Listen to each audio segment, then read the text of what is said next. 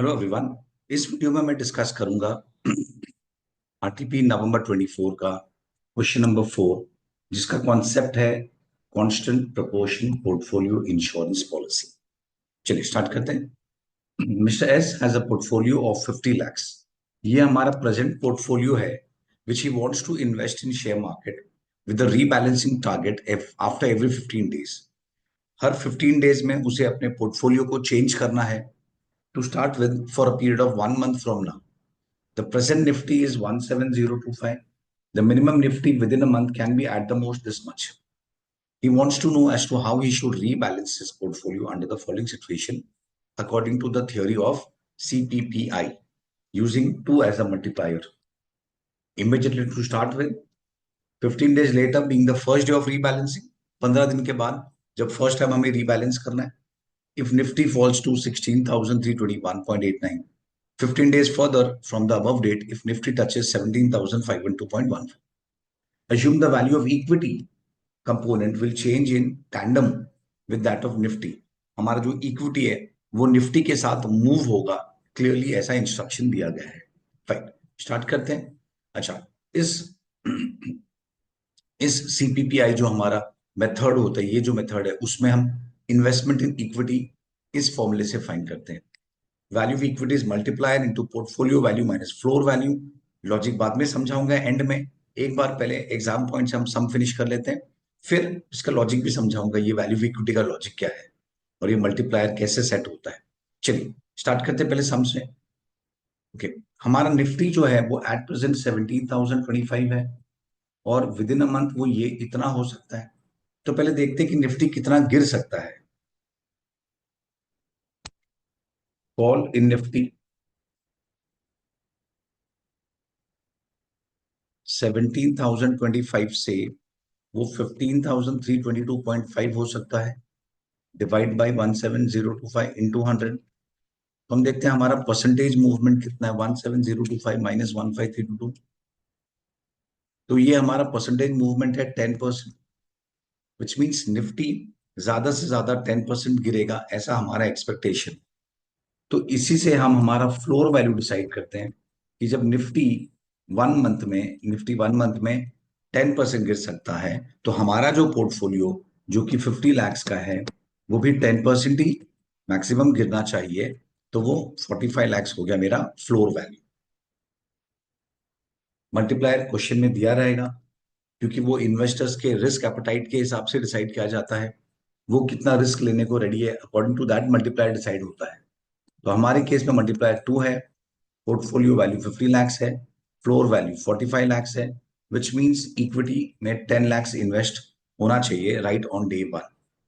चलिए, डे 1 हमारा equity investment है, इक्विटी इन्वेस्टमेंट होना चाहिए 10 lakhs। टोटल पोर्टफोलियो है 50 lakhs, which means risk free में 40 lakhs इन्वेस्ट होगा डे 1। ये हम फर्स्ट डे की बात कर रहे हैं। चलिए, ये हो गया। अब आगे जाते हैं आफ्टर 15 डेज। अब 15th डे पे क्या होगा? 15th डे पे ये हमारा पार्ट हो गया। इमीडिएटली स्टार्ट विद हमें 10 लाख रुपीज इन्वेस्ट करने हैं। 15 days later being the first day of rebalancing, if the nifty falls to 16,321.89, Nifty इतना हो गया। ओके, तो देखो, जब हमारा निफ्टी जब हमारा निफ्टी था 17,025, तो हमने इक्विटी में 10 lakhs इन्वेस्ट किया था। आज निफ्टी हो गया है 16,321.89, निफ्टी हो गया है 16,321.89। तो आज हमारा इक्विटी का वैल्यू क्या है? और क्वेश्चन में क्लियरली लिखा गया है कि निफ्टी जो है, हमारा जो स्टॉक है, हमारा जो इक्विटी है, it is moving in tandem with Nifty. तो ये हो जाएगा 16,321.89 इंटू 10 lakhs डिवाइड बाई 17,025। ये हो गया 9,58,000, 9,58,701। ये हो गया हमारा निफ्टी इक्विटी, सॉरी, ये हमारी इक्विटी हो गया। और रिस्क फ्री तो सेम रहेगा 40 lakhs, उसमें कोई चेंजेस नहीं है। तो ये हो गया 49,58,701। तो आज हमारा पोर्टफोलियो का ये वैल्यू है। तो अब ये वैल्यू के हिसाब से हमारा इक्विटी कितना होना चाहिए, तो उसके लिए हमारे पास एक सिंपल फॉर्मूला है। तो ये तो फर्स्ट डे का था। अब 15th डे में इक्विटी कितना होना चाहिए, मल्टीप्लायर इनटू पोर्टफोलियो वैल्यू जो कि है 49,58,701 माइनस फ्लोर वैल्यू हमारा डिसाइडेड है 45 lakhs। तो वैल्यू ऑफ इक्विटी होगा 49,58,701 माइनस 45 lakhs इंटू टू, तो 9,17,402। ये होना चाहिए हमारा वैल्यू ऑफ इक्विटी। इक्विटी होना चाहिए 9,17,402। ये हमारा इक्विटी है। लेकिन ये जो इक्विटी हो रहा है मतलब हम उसे सेल कर रहे हैं लॉजिकली 958 से 917। तो वो पैसा कहाँ पे जाएगा, बचा हुआ पैसा रिस्क फ्री में जाएगा। बचा हुआ पैसा रिस्क फ्री में जाएगा। तो अगर ये मैं ये जस्ट एक एरो बताऊं, तो हमने यहाँ पे क्या किया है, हमने यहाँ पे सेल किया है, कितने का सेल किया है, 9,58,701 माइनस 917,402, तो 41,299 इतने का हमने सेल किया है।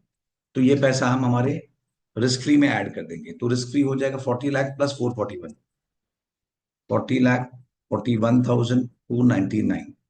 और हमारा जो पोर्टफोलियो है 917,402 plus 40,41,299 which has to be, ये सेम ही होगा 49,58,701। आई होप ये फर्स्ट पार्ट सब कुछ समझा है। देखो मैंने क्या किया, मैंने पहले वैल्यू ऑफ इक्विटी फाइंड किया कि वैल्यू ऑफ इक्विटी कितना हो गया था। वो हो गया था 9,58,701, 10 लाख से। क्योंकि निफ्टी गिरा तो हमारा शेयर भी गिरा होगा। अब ये गिरने पे क्या होता है, वो गिरा तो हमने क्या किया, हमने हमारे पोर्टफोलियो को फिर से रिबैलेंस किया। क्योंकि वैल्यू ऑफ इक्विटी कितना होना चाहिए इस फॉर्मूला के हिसाब से 917 पर है 958, तो जो डिफरेंस है 41 उतना मैंने सेल किया और वो पैसा रिस्क में डाल दिया।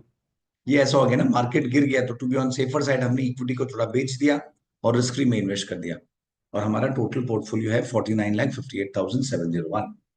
अब और फिफ्टीन डेज के बाद जाते हैं 30th डे पे।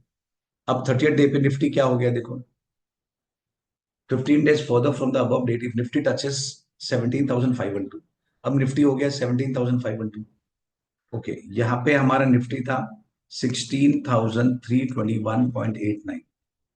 जब हमारा निफ्टी ये था तो हमने इक्विटी में कितना इन्वेस्ट किया था, हमने किया था 9,17,402। बी केयरफुल, 7,402 ये फिगर आएगा बेसिकली। ये नहीं, ध्यान रखना ये नहीं, क्योंकि हमने इक्विटी को चेंज कर दिया था ना, हमारा प्रेजेंट इक्विटी तो यही था। ओके, अब हमारा निफ्टी हो गया 17,512.14। तो हमारा इक्विटी का वैल्यू क्या हो गया, तो 17,512.14 इंटू 91,917 डिवाइड बाई 16,321। तो पहले डिवाइड कर लेते हैं क्योंकि मल्टीप्लाई करेंगे तो शायद एरर आ जाएगा। 17,512.14 डिवाइड बाई 16,321.89 इंटू 917402। तो हमारा इक्विटी हो गया है 984,302। इक्विटी हो गया 984,302, यस। और जो रिस्क फ्री है वो तो सेम रहेगा, उसमें कोई चेंज नहीं होगा। तो टोटल पोर्टफोलियो हो गया 984,302 प्लस 404,1299, दैट इज 50,25,601। अब हम क्या करेंगे, अब हम फिर से फाइंड करेंगे भाई as per this portfolio value अब हमारा इक्विटी कितना होना चाहिए। तो 30th डे पे हमारा इक्विटी होना चाहिए 2 इंटू जो मेरा पोर्टफोलियो वैल्यू है माइनस फ्लोर वैल्यू। देखो फ्लोर वैल्यू चेंज नहीं होगा, क्योंकि फ्लोर वैल्यू इन्वेस्टर ने डिसाइड करके रखा है कि भाई इसके नीचे नहीं जाना चाहिए, तो वो होता है फ्लोर वैल्यू। तो 50,25,601 माइनस 45 lakhs इंटू टू, तो इस बार ये हो गया 10,51,202। ये हो गया हमारा वैल्यू ऑफ इक्विटी। अब हमें इतना इक्विटी चाहिए, 10,51,202 इतना इक्विटी चाहिए। तो अब क्या करना होगा, हमें इक्विटी को बढ़ाना है, हमें इक्विटी को बढ़ाना है। तो 10,51 माइनस 984,302, क्योंकि मार्केट बढ़ रहा है तो हमने ये भी बढ़ा दिया कि चलो मार्केट अभी इंक्रीज हो रहा है तो हमारा इक्विटी भी इंक्रीज होना चाहिए। तो इन शॉर्ट हमें बाई करना पड़ेगा 66,900। और वो बाई करने के लिए पैसे चाहिए, तो वो कहाँ से आएंगे? वो आएंगे रिस्क फ्री सिक्योरिटी से बेच के। तो रिस्क फ्री में से उतना माइनस हो जाएगा। तो 40,41,299 माइनस 66,900, तो वो हो जाएगा 39,74,399। इक्विटी परचेस करने के लिए जो पैसा चाहिए वो हमने ये बेच के निकाला है। तो हमने रिस्क फ्री बेचा, उससे जो पैसे आए वो हमने इक्विटी में इन्वेस्ट कर दिया। फाइन। और अब हमारा टोटल पोर्टफोलियो है, ऑब्वियसली वो मैच होगा, हम इन दोनों को ऐड करेंगे तो 50,25,601। That's it. तो ये हमारा फाइनल पोजीशन है, क्योंकि हमें रीबैलेंसिंग खाली 1 मंथ के लिए करना था और ये 1 मंथ के लिए हमने कर दिया। आई होप सबको ये कॉन्सेप्ट समझ गया होगा। ये हमने जो सीपीपीआई का कॉन्सेप्ट किया, ओके फाइन, ये कॉन्सेप्ट तो समझ गया होगा। अभी थोड़ा सा ये एक्सप्लेन करने का ट्राई करता हूँ, ये कि इसमें ये क्या पोजीशन है, ये मल्टीप्लायर क्या होता है। अब देखिए, इसमें इन्वेस्टर्स को पूछा जाता है कि भाई तुझे कम से कम कितना रखना है, तो वो बोलेगा भाई मुझे कम से कम 40 लाख, तो 50 lakh, sorry 45 lakh, 10% risk bear करने को रेडी है। 10% रिस्क बेयर करने को रेडी है, तो उसका वैल्यू 50 लाख से 45 लाख, उतना वो मैक्सिमम हो सकता है। 5 लाख का वो लॉस अब्सॉर्ब कर सकता है। 5 लाख का लॉस अब्सॉर्ब करेगा, इसका मतलब क्या हो गया है? देखिए, मेरा डे वन में पोर्टफोलियो 50 लाख है। अब वो इक्विटी में भी इन्वेस्ट कर रहा है और वो रिस्क फ्री में भी इन्वेस्ट कर रहा है, तो रिस्क फ्री तो चेंज होगा नहीं, चेंज होगा तो इक्विटी चेंज होगा। और इस इक्विटी में वो 5 लाख तक लॉस बेयर करने को रेडी है, क्योंकि रिस्क फ्री तो चेंज होगा नहीं, और टोटल पोर्टफोलियो से 50 से 45, मतलब 5 लाख का लॉस वो बेयर कर सकता है। वो लॉस कहाँ से आएगा? अगर आया तो वो आएगा मैक्सिमम इक्विटी से आएगा। अब क्योंकि इक्विटी से मैक्सिमम 5 लाख का लॉस वो बेयर कर सकता है, तो इसीलिए वो क्या करेगा? देखिए, मल्टीप्लाई 2 का मतलब क्या हो जाता है कि वो 10 लाख है, समझो ये 10 लाख है, और 10 लाख से ये कितना हो सकता है? 5 लाख। ये हमने 10 लाख कैलकुलेट किया था, ये 10 लाख 5 लाख हो सकता है, तो 5 लाख का लॉस बेयर कर सकता है। तो मतलब कितना लॉस बेयर कर सकता है वो 50% लॉस बेयर कर सकता है। This is what it. हमें इस तरीके से इन्वेस्ट करना है इक्विटी में कि वो लॉस होगा तो 5 लाख तक का लॉस वो बेयर कर सकता है, तो 50% रिस्क बेयर कर सकता है। तो मल्टीप्लायर जो होता है बेसिकली, वो हमारा कैसे सेट किया जाएगा? इट इज 1/50%, इस तरीके से सेट किया जाता है, 1/50%, जो कि आता है 2, विच मीन्स जितना लॉस वो बेयर कर सकता है 5 लाख, उसका डबल उसे इन्वेस्ट करना है। दूसरा एग्जांपल देते हैं। फॉर एग्जांपल, उसका रिस्क बेयरिंग कैपेसिटी से 33% है, 33.33, तो मल्टीप्लायर हो जाएगा 1/33.33, जो होता है 3। इसका मतलब वो 3 तक का लॉस बेयर कर सकता है। तो अब 3 तक का लॉस बेयर करेगा, तो हमें इक्विटी में कितना इन्वेस्ट करना चाहिए? Multiplier into portfolio value minus floor value.